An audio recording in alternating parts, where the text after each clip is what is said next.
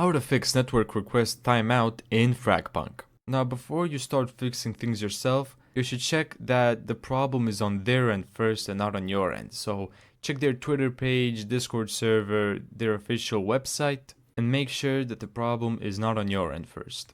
So the first thing that you need to do is close Steam and reopen it. So I have a download here going on. I'm just gonna pause it.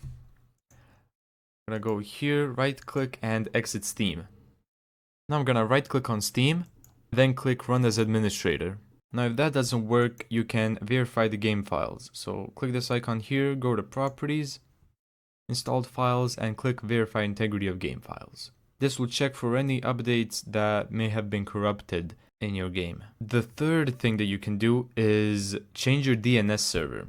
So go to your control panel, go to network and internet, sharing center. Here for me it says Ethernet, but for you it may say Wi-Fi.